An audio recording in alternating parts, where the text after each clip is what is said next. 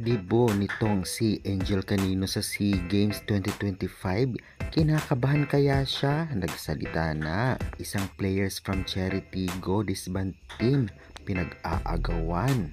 Anong team kaya sa PBL na babagay siya? Rason bakit kaya talaga umalis ang head coach ng Farm Fresh? Ating isasalaysay. Pangit kaya maugali ng players? O di naman kaya mababa ang bigayan o sahod? Mark Espejo, pressure na sa paparating na SEA Games, target nila gold.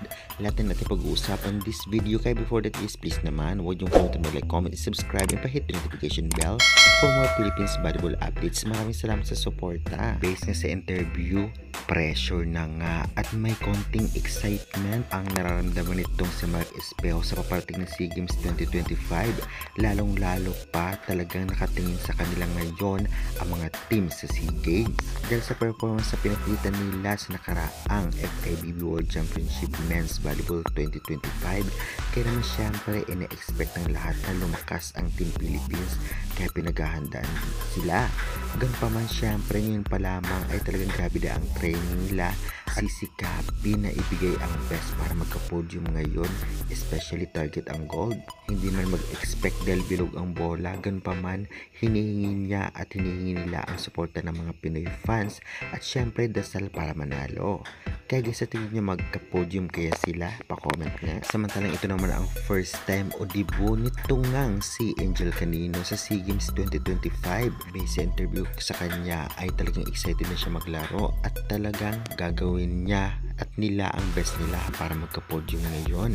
Sabi niya pa, mag-focus lang sa kanya-kanyang posisyon at trabahuhin ng maigi at ibigay ang best para naman makuha ang inaasam-asam na podium dahil kaya rin naman talaga. Kaya good luck na lamang Angel Canino. Alam natin na talagang hindi siya kinakabahan dahil sanay na siya sa international game. Saan magka-podium ang alas? Samantalang dahilan kung bakit umalis itong head coach ng Farm Fresh dahil kinuha ito ng Indonesia para maging coach din doon. Malaki kaya ang offer kaya iniwan ang Farm Fresh? Sa tingin nyo guys, pa-comment nga. Samantalang latest naman, saan ba papunta si Mylene Paat? Alam naman nating veterans at magaling na player din to at left-handed spikers, kaya naman syempre mahirap i-block. As of now, maraming tumitingin sa kanya para kunin.